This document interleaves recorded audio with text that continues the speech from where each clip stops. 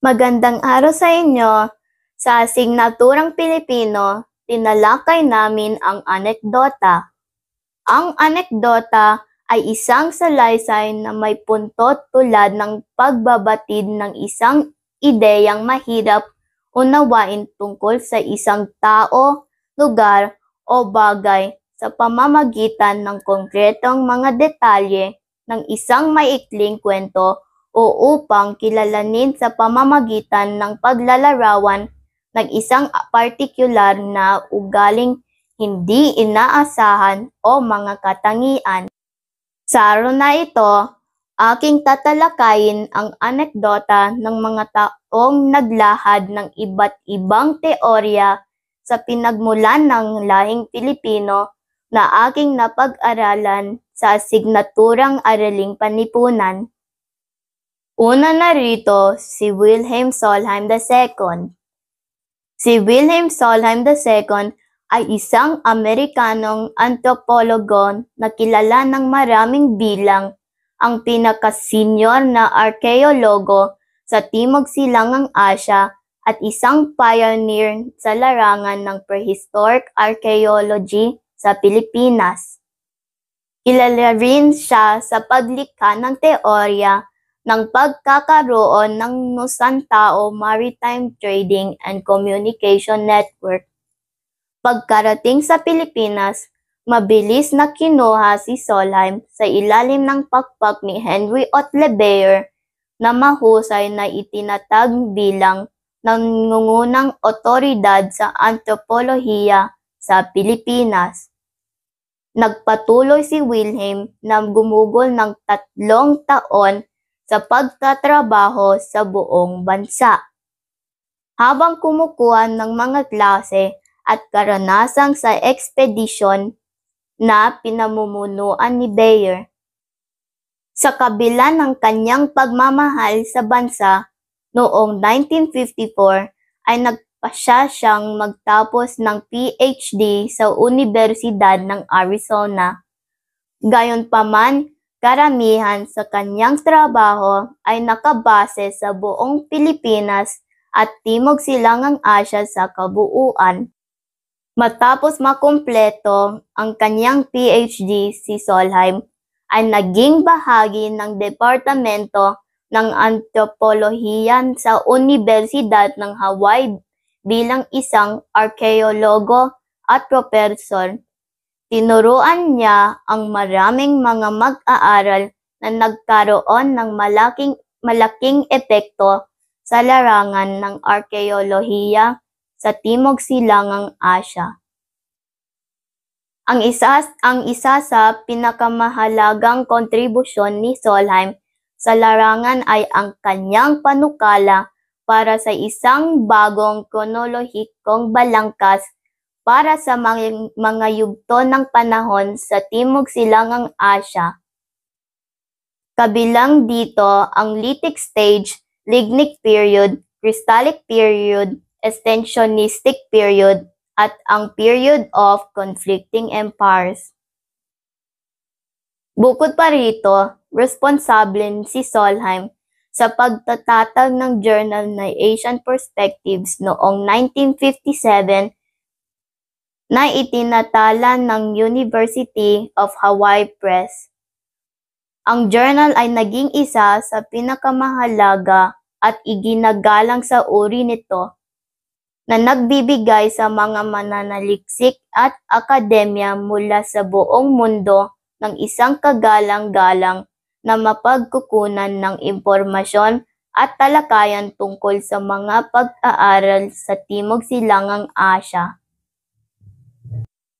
Noong 1997, pagkatapos ng kanyang pagre-retiro, sumali si Solheim sa Archaeological Studies Program sa Universidad ng Pilipinas.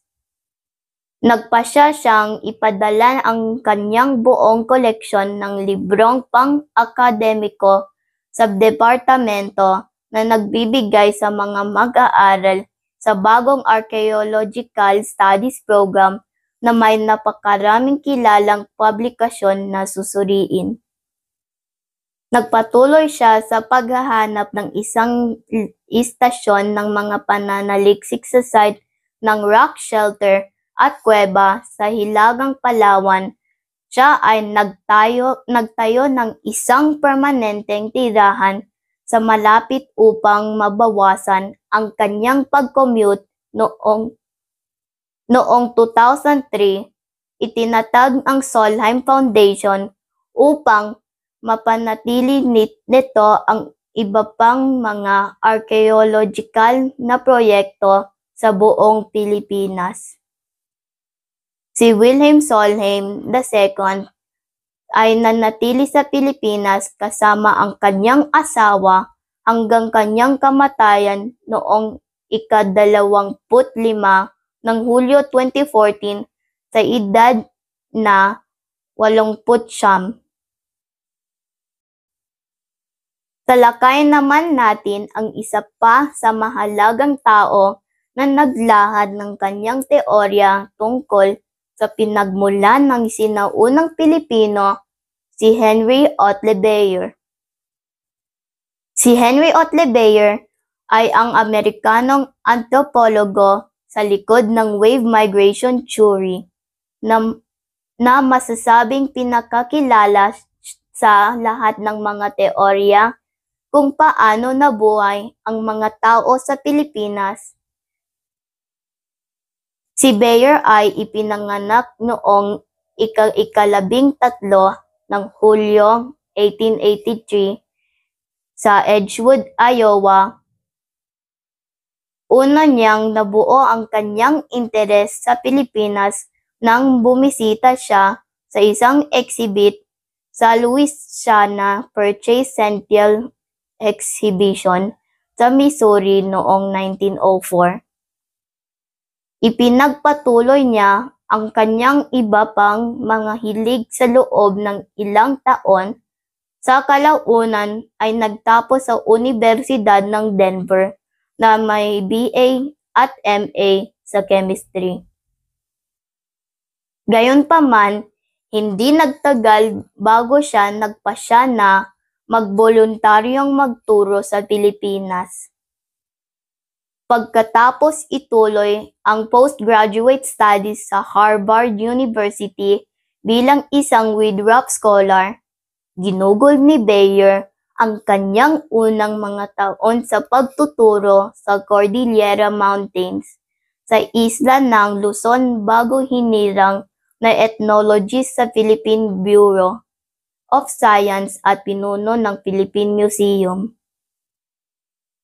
Ang gawain ni Beyer sa Pilipinas ay humantong sa kanyang pagsulat ng maraming mga papel sa paksa ng antropolohiya ng bansa at hindi nagtagal ay nagsimulang bumuo ng kanyang sariling mga teorya kung paano dumami ang populasyon sa bansa. Sa kalaunan, ang kanyang teorya ay nakilala bilang wave migration theory na magmungkahi na ang mga tao ay dumating sa Pilipinas sa mga migratory wave. Sa kalaunan, ayon kay Beyer, ang mga Malay ay ang sibilisasyong nag-angkin sa mga isla at naging dominanteng grupo bago ang paninirahan ng mga Espanyol noong 15,000s. Mabilis na naging tanyag si Beyer sa kanyang larangan kung kaya't inalok siya ng posisyon bilang nag-iisang lektor ng antropolohiya sa Universidad ng Pilipinas noong 1914. Noong 1925, na-promote siya bilang unang pinuno ng antropolohiya ng departamento at ang unang opisyal na profesor nito. Habang ang gawa ni Beyer sa migration theory ay posibleng pinakakilala niya, maraming modernong antropologo kabilang ni si Carlos Tattel ang nangangabitwan na ang kanyang pinakamalaking tagumpay ay nagtutulak ng interes sa antropolohiya sa Pilipinas. Tinuloy ng ilang bilang ang ama ng Philippine anthropology. Hindi lamang itinatag ni Bayer ang Departamento ng Antropolohiya ng Universidad ng Pilipinas, ngunit nagdulot din ng interes sa paksa at nag-udyok sa isang bagong henerasyon ng mga antropologo at historiador sa seryosong simula ang bahagi ng kapuluan. Nilalaros sa pag-unlad ng mga hominin sa paglipas ng panahon. Si Henry Otle Bayer ay namatay noong ika-31 ng Disyembre 1966. Ito ang anekdota ni Wilhelm Solheim II at si Henry Otle Bayer. Nawa ay mas nakilala nyo ba sila sa aking pagsasalaysay na ito. Maraming salamat!